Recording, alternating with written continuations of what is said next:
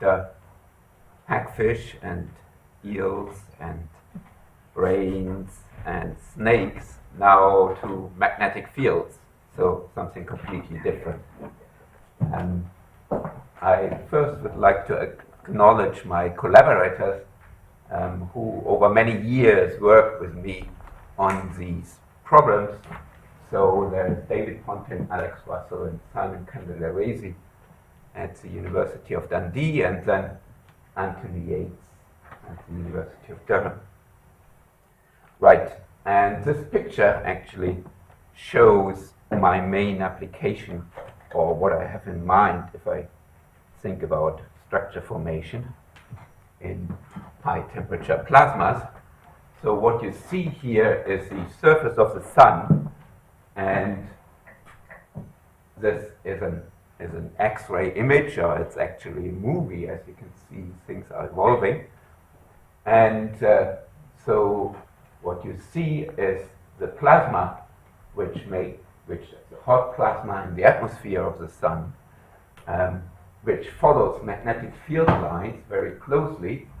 And so you can see actually magnetic loops here coming out of the surface of the sun.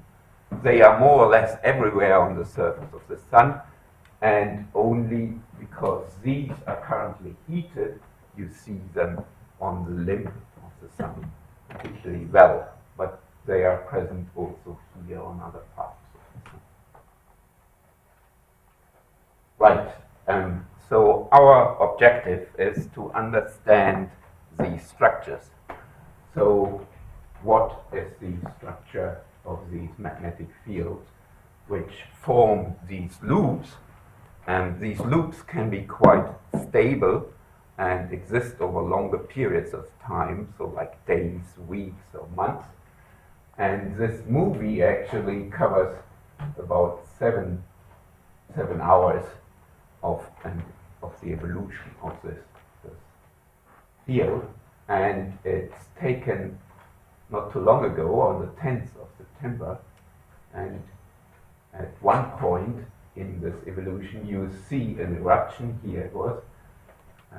So this is one of these so-called CMEs, coronal mass ejection, where plasma is ejected from the atmosphere of the sun, eventually collides with the, or potentially collides with the magnetosphere of the Earth, and causes things like the aurora, which we have seen in Scotland, for instance, not too long ago. Right, so we would like to understand the structure of these coronal loops, and for this we need some basic ingredients of magnetohydrodynamics. So please bear with me when I go through some of these basic concepts. For the experts this will be a bit boring, but I'm aware that most of the audience probably doesn't know much of that. Right, so magnetohydrodynamics is the simplest method to describe these plasmas, and it's a combination of the fluid equations, which you are probably familiar with, and Maxwell's equations. And so you end up with this set of partial differential equations, and here you can recognize the continuity equation and equation for the momentum, which includes the J cross B force, the Lorentz force, which acts on the fluid, so that's the influence of the magnetic field. And you have this equation in particular, which is the so-called induction equation, where you see how the velocity of the plasma acts back on the magnetic field. And if you are familiar with vortex dynamics, you see that this equation has exactly the same structure as the vorticity equation. The E is the equivalent of the vorticity, and the eta the equivalent of the viscosity nu. So the eta is the electric conductivity of the resistivity of the plasma. Right, now what is slightly different in these plasmas, in particular these plasmas on the Sun, from the usual fluid dynamics system is that we have enormously large Reynolds numbers. So the equivalent of the Reynolds number in plasma physics is the magnetic Reynolds number. And since we have a highly conducting fluid, we get, and very large length scales, we get magnetic Reynolds numbers of 10 to the 8th to 10 to the 12th. Now this suggests, in the first instance, to completely ignore this term and consider what is called an ideal dynamics without any dissipation. If you do this, so without the dissipative term, you end up with this equation. There's a zero now on the right-hand side, and that implies the conservation of magnetic flux through any co-moving surface. If you are fond of Lie derivatives and so on, you can rewrite this B as a 2 form, and then this is a Lie derivative, and you immediately recognize that you can integrate the equation. So you can express the magnetic field at a later time by the magnetic field at the initial time via a diffeomorphism F, pullback of a diffeomorphism F. And this diffeomorphism is the flow of the velocity field. So all what you do in an ideal dynamics is you deform the magnetic field and you preserve the topology of magnetic field lines, and you conserve also the flux of the magnetic field. And so I try to kind of give you an idea of this with this little cartoon here, where I show a magnetic flux tube, so a bundle of magnetic field lines, and a cross-section, this black surface, and over this cross-section I can integrate the magnetic field and get the magnetic flux, and under a dynamics, so some non-zero velocity field, this can be deformed and the flux is conserved, so the integral over this cross-section is always the same, whilst the tube gets deformed. Right, now this is the kind of simplest approximation to what's happening in these plasmas, lowest order approximation if you want. But it's clear that this can't be the whole story, because we saw these eruptions, and these you couldn't explain with a simple ideal dynamics. Right, so something has to break at some point, otherwise everything would be quiet and rather boring on its own. Right, so before I explain what breaks this constraint of ideal dynamics, let me also quickly review magnetic helicity, which was already introduced this morning in the talk by David, and also Renzo mentioned it. So directly from Maxwell's equations, you can derive an equation for the density A dot B, where A is the vector potential and B is the magnetic field. And the time derivative of this density equals the divergence term here of the helicity current, and on the right hand side we have a source term 2 times electric field times magnetic field. Right, and you can integrate this equation over the domain under consideration, and then you impose certain boundary conditions so that your flux of helicity, your helicity current, doesn't cross these boundaries, and you end up with this integrated form where you have the total time derivative of the total helicity is equal to minus 2 times the integral over E dot B. Right. So in the case where we have an ideal dynamics, so no dissipation whatsoever, then this electric field is always perpendicular to B. So this term vanishes. Right? So then we have the helicity as a conserved quantity in our system. Even if you don't have this, and you still have your eta, your resistivity in your system, then this integral is minus 2 times eta times j cross b, and you can see as this eta is getting very small, you potentially still conserve the helicity to a high degree, depending, of course, how these quantities behave in that limit. Now, this helicity has an important meaning, and that was actually provided to us by Keyes in a classical paper in 1969. The helicity integral is a measure for the linkage of magnetic flux. Right. So I mentioned that ideal dynamics can't be the whole story, so something even for these very low values of the resistivity or high values of the magnetic Reynolds number, something has to change this ideal constraint, and the process which does that is magnetic reconnection, which is the direct magnetic analog to vortex reconnection, which we heard this morning already.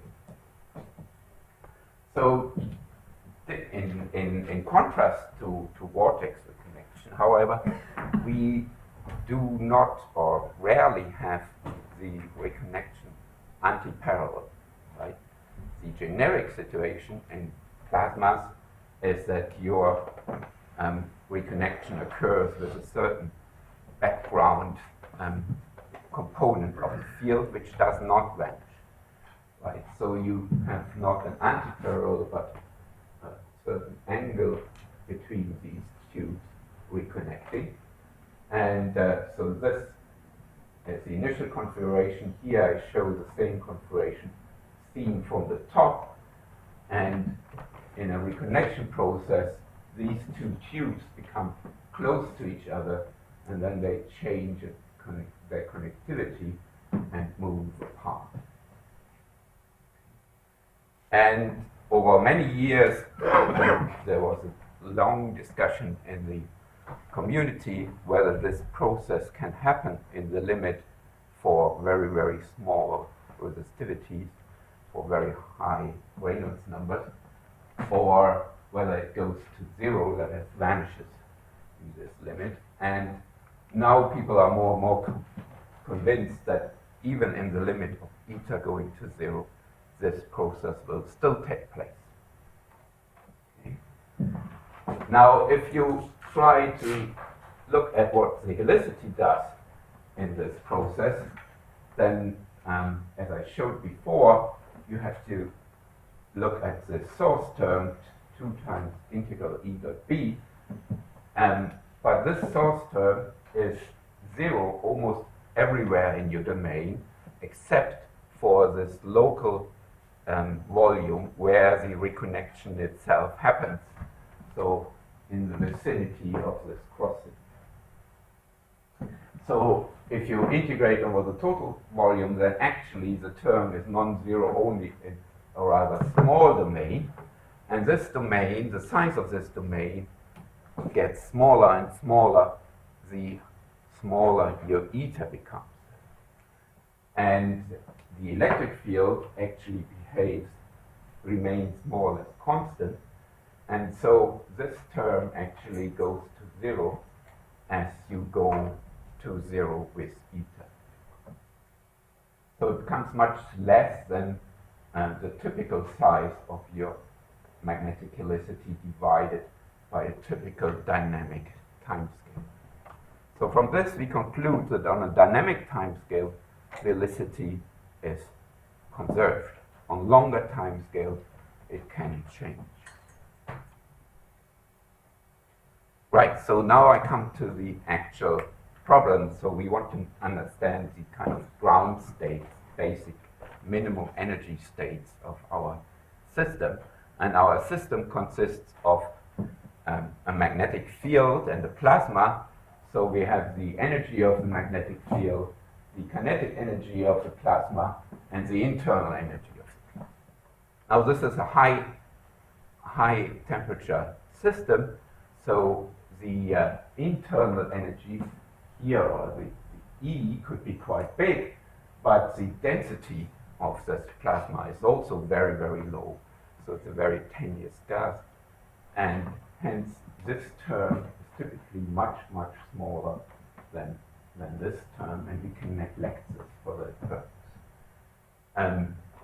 The kinetic energy we can set to 0 by just looking at static states, so B is 0 here as well. And then we are left with the problem to find to solve this variational problem, and we replace the variation of B by a variation of the vector potential, which makes it easier. Then we don't have an extra constraint on the variation to be divergence free, and also on the boundary we set the variation of this vector potential to 0, so that helps us to fix the normal component of the magnetic field on the boundary of our domain. So we fix here where the magnetic flux enters or leaves our domain.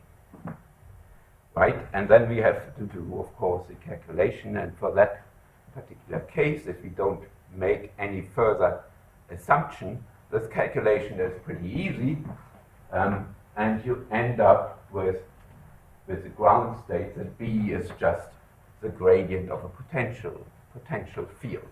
It's the lowest energy field which you can have under the constraints that you have satisfied in the boundary condition. Now that's not very interesting, in that we have seen that there were these eruptions, so you have to store energy in your system, but if you are in that kind of field, you can't release any energy because you are already in the lowest energy state. So we need some states with a little bit more structure.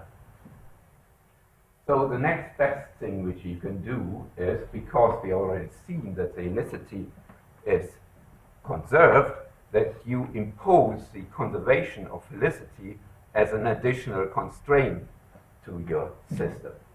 Okay, so we do the same variation with the same expression for B, and we fix the boundaries, but now we want to add this constraint that the helicity should be conserved. And you can do this with a Lagrange multiplier, right? Incorporate this into our problem, and we end up with this equation here. So the curl of B is lambda times B. Okay? So this is slightly more general than this. You can see that you can recover this here for lambda equals 0. Lambda is now a constant, and that was actually your Lagrange multiplier before, and lambda is directly related to the total helicity. So lambda times the energy, the magnetic energy, is actually H. Right. Now you can push things even further and say, okay, I don't want to just preserve this integral here. I want to preserve all the invariants of ideal dynamics. So if I do this, then I can express the variation of the vector potential as a variation, as a displacement delta psi cross B, and that is the equivalent of, this equation is the equivalent of the ideal induction equation written on the level of the vector potential. And if I impose this constraint, which is preserves not only the helicity, but a whole bunch of other invariants, then I end up with an equation which looks almost the same, but lambda is now allowed to be a function of x. Right. So far we started from this very general variation principle and imposed more and more constraints, and we get always what is called a Beltrami or force-free field, For lambda equal constant, these are Tracalian or linear force free fields, and for lambda equals 0, we get a potential field. Right. Now, a quick, to give you an idea how these Beltrami fields look like, this is in general quite a complicated equation to solve, complicated because the lambda implicitly depends on B, so B dot gradient number has to be 0. You can get this from taking the divergence of this equation and using that the diff B is 0. And if you have such a lambda, then the surfaces of constant lambda typically form nested toroidal structures like this one here, and the magnetic field as well as the electric current wind on these surfaces. So that's a typical structure, and you can see that you can imagine that this could form such a solar loop if you just have a solar surface here and this thing sticking out as a solar surface. As I said, for lambda equal constant, we obtain linear force field. These in general do not necessarily have a first integral, and a typical example is the so-called ABC flow, which is also known in fluid dynamics. A typical system which forms this linear force free field. It's also worth mentioning that these, for lambda equal constant, these are eigenfields of the Kerr operator, and you can show that the spectrum for a simply connected domain is a discrete one. So you have a minimum lambda, which gives you the maximum helicity for a given energy. Right. Now, these kind of methods have been successfully applied in certain experimental setups, and what is worth mentioning here is in particular the Taylor hypothesis, which was developed by J.B. Taylor in 1974 to explain the reversed field pinch. There's a particular magnetic configuration in a toroidal vessel, and he proposed that the outcome of the turbulent relaxation which occurs in this plasma is a linear force-free field which has the same total helicity as the initial configuration. And this was quite successful, this hypothesis for this setup, and so people were encouraged to use this theory for other configurations, but it didn't always work that successfully. So sometimes the outcome of such a turbulent relaxation was not a linear force-free field. So we thought we should try to investigate this further. And oh yeah, sorry, I should mention a little bit about turbulence here. So turbulence is an important ingredient. Turbulence is generic in systems with high magnetic or fluid Reynolds numbers. And why is this important for the relaxation process? Because it helps to create lots of sites of reconnection. And the reconnection is important to destroy all the invariants, other invariants of the ideal dynamics, to reconfigure the magnetic field and allow it to relax to the lowest energy state. So if you have an evolution with a very high Reynolds number, and if you store enough energy in your system, so if your field is sufficiently complex, then what happens is that you lose in a turbulent relaxation quite a lot of magnetic energy, so the relaxation is quite efficient, and that works on a very short time scale, typically some few crossing times, Alpine crossing times of your system, whilst the magnetic helicity is well preserved. If your magnetic Reynolds number is not that high, or if you don't store too much energy in your system, what you see is that you get only very few magnetic reconnection events, and you don't create turbulence. You get only a partial relaxation. So your energy doesn't drop as low, and also your magnetic helicity falls off roughly, roughly at a rate as the magnetic energy.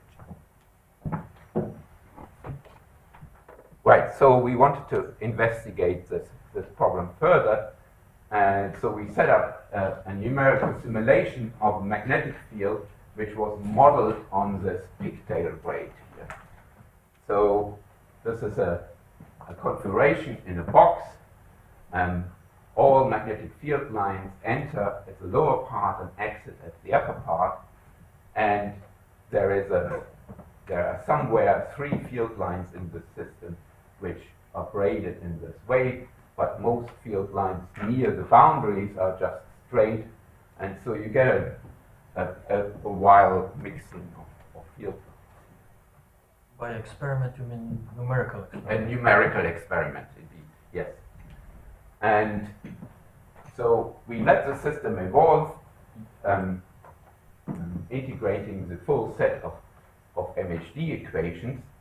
And what is worth mentioning before I show you the evolution is that the total magnetic helicity of the system is 0, exactly 0, due to the certain symmetry of this braid. There are as much positive as there are negative crossings in this braid, so the total helicity becomes 0. And if you run the simulation, what you see is that in the end you end up with a structure which contains 2 tubes which have opposite twists. So one has a right-hand twist and one has a left-hand twist.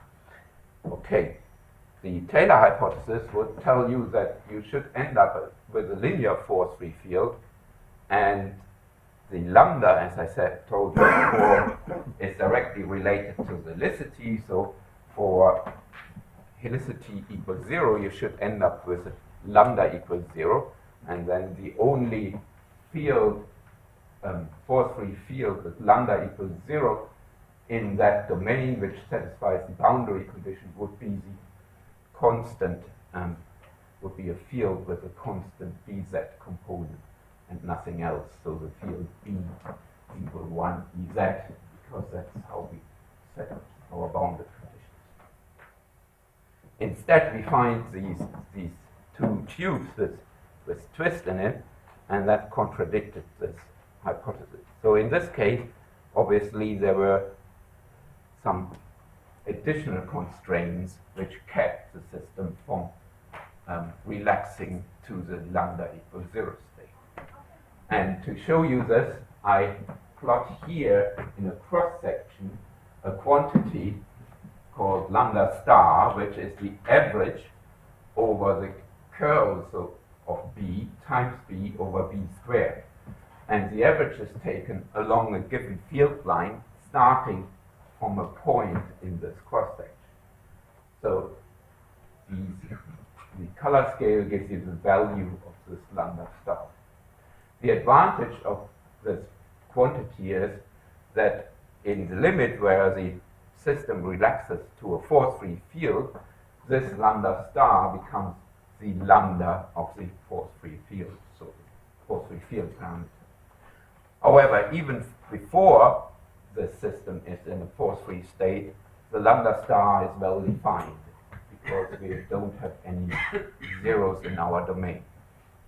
Right, and so here is how the system evolves. You can see that it simplifies from an initially very complex structure to a much simpler structure. And you can see these big blobs here of negative and positive lambda star, which corresponds now, after the system has settled, to the force-free field parameter lambda. And these are the two tubes which I've showed you before. Right. Now, initially we thought, okay, maybe what we see here is the result of our boundary conditions. And it's only because our boundary conditions keep the system from relaxing further that we don't reach this Taylor state. So we repeated the simulation with periodic boundary conditions, which allows much more flexibility for the system to relax. And that is what happened here.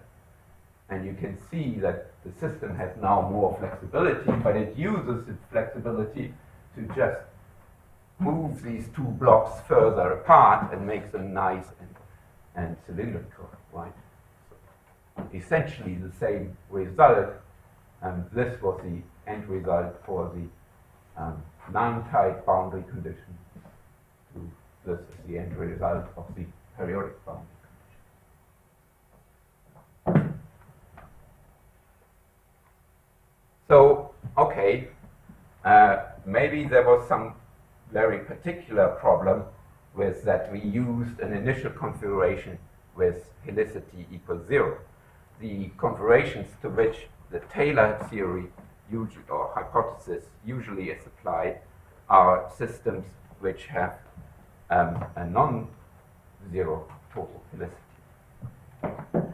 So here's an example of a system which starts from much higher helicity. So you have a braided structure which has only one type of crossing, and you end up with a system which is now nice and cylindrical symmetric, but still not a constant lambda, but a certain profile of lambda.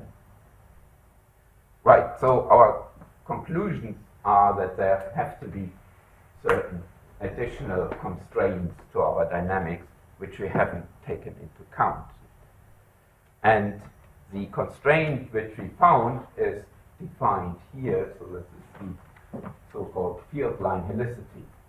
And so we integrate the vector potential along the field line of our system. And this is well defined because all our field lines connect from the lower to the upper boundary. And you can impose certain gauge conditions, and I don't explain them in detail now, and show that this field line helicity, if you integrate it over the total cross-section of the system, gives you the helicity, the relative helicity, because this is an open configuration. So it has the meaning of an integrand of this helicity integral. And the main properties of this field line helicity are that it uniquely defines the topology of the braid, and it's invariant under ideal dynamics. It can change due to reconnection, and it is gauge independent. And so what happens if you plot this, you can see that for our evolution, you can see the separation of these left-handed and right-handed areas of twist or helicity. And this inspired us to formulate a better variation of principle where we conserve not only the total helicity, but this quantity here, which is essentially an expression for all the areas of a certain value of this field line helicity. So you can see that from here to here, it looks as if all the blue area collects in this block and all the yellow area collects in that block. And we formulated this in this constraint.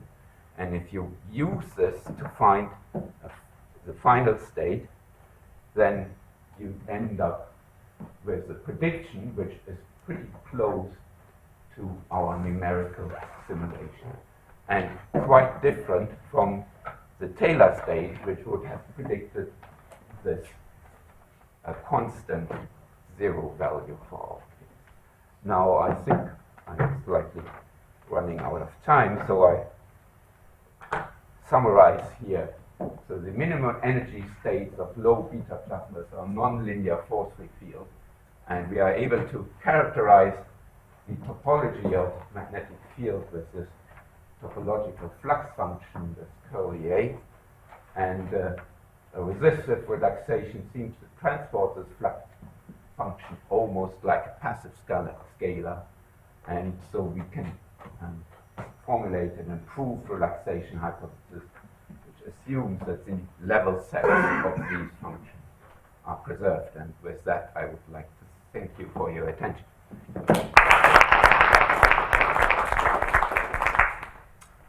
Questions for Gunnar? Yes. Yeah, when you do one of these calculations on a magnetic braid, do you keep the endpoints fixed, top Yes. and bottom? This was the first set of simulation. The boundary conditions were line time. Yes. Questions? I have one, but I'm really ashamed, so maybe I will ask it at the very end because it's really a bad question. So can you connect it with your original starting point about solar Yes. flares? Okay, all right.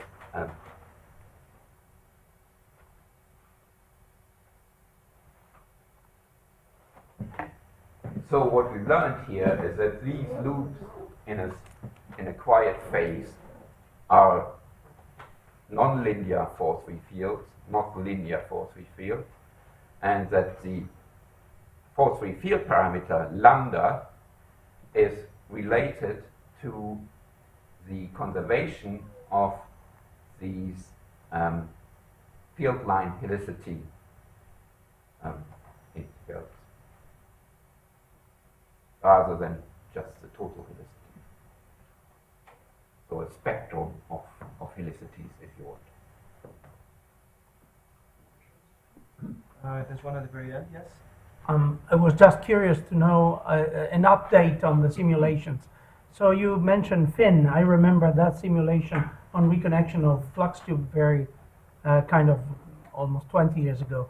How likely the tubes are going to go through themselves and reconnect without an exchange of strands?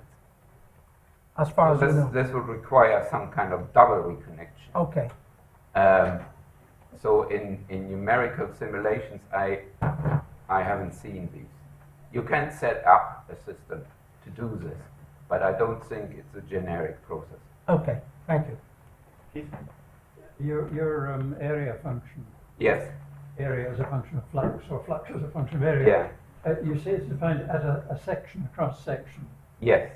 Is it the same at different cross sections? Yes. So let me see.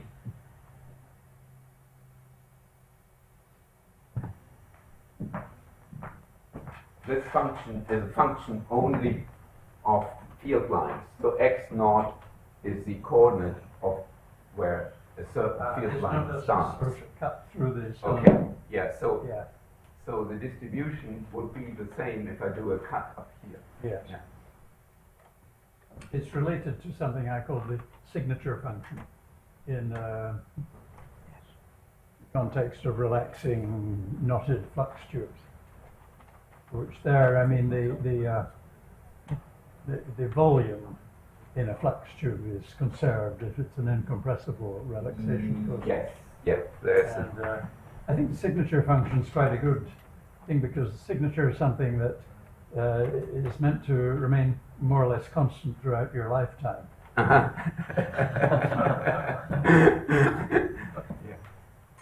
So my question was, maybe it's obvious, but in the model, in the equations Yeah. you had, there was an equation for the pressure.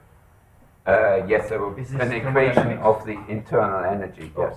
so it's energy. Yeah. That was Yeah. the question. Any other comments or questions? No? So first, let's thank our speakers.